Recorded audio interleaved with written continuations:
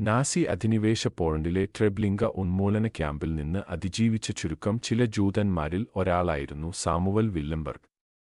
1942 ഓഗസ്റ്റിൽ അവിടെ നിന്ന് നാടുകടത്തപ്പെട്ട അദ്ദേഹം നിർബന്ധിത തൊഴിലിനായി തിരഞ്ഞെടുക്കപ്പെട്ടതിനാൽ ഉടനടി മരണത്തിൽ നിന്ന് രക്ഷപ്പെട്ടു.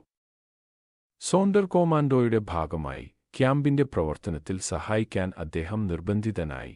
ഏകദേശം 9 ലക്ഷം ജൂതന്മാരെ ആസൂത്രിതമായി കൊലപ്പെടുത്തുന്നതിന് സാക്ഷ്യം വഹിച്ചു. 1943 ഓഗസ്റ്റിൽ ട്രെബ്ലിങ്കയിൽ ഒരു തടവുകാരുടെ പ്രക്ഷോഭത്തിൽ വില്ലംബർഗ് പങ്കെടുത്തു. മോഷ്ടിച്ച ആയുധങ്ങൾ ഉപയോഗിച്ച് 200-ഓളം തടവുകാർ ഗേറ്റുകൾ ആക്രമിച്ച് ക്യാമ്പിന്റെ ചില ഭാഗങ്ങൾ തീയിട്ടു.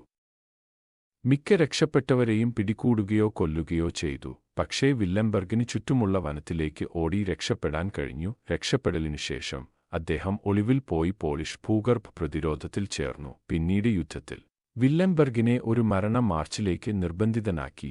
സോവിയറ്റ് സേനയുടെ മുന്നേറ്റത്തിൽ നിന്ന് പിൻവാങ്ങുമ്പോൾ നാസികൾ അവരുടെ കുറ്റകൃത്യങ്ങൾ മറച്ചുവെക്കാൻ ശ്രമിച്ചതിനാൽ തടവുകാരെ ക്രൂരമായി നിർബന്ധിതമായി ഒഴിപ്പിക്കൽ, പട്ടിണി കിടന്നും രോഗികളായും മാസങ്ങളോ വർഷങ്ങളോ നീണ്ടുനിന്ന നിർബന്ധിത ജോലിയുടെ ഫലമായി ദുർബലരായും കിടന്ന തടവുകാരോട് ദിവസങ്ങളോ ആഴ്ചകളോ തണുത്തുറഞ്ഞ അവസ്ഥയിൽ മാർച്ച് ചെയ്യാൻ ഉത്തരവിട്ടു. അവർക്ക് ഭക്ഷണമോ വെള്ളമോ വിശ്രമമോ വളരെ കുറവോ മാത്രമേ നൽകിയിരുന്നുള്ളൂ. പലരും നേർത്ത വരകളുള്ള യൂണിഫോം മാത്രമേ ധരിച്ചിരുന്നുള്ളൂ.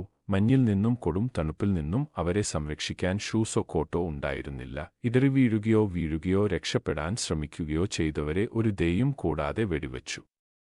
റോഡരികുകൾ മുഴുവൻ മൃതദേഹങ്ങൾ കൊണ്ട് നിറഞ്ഞിരുന്നു.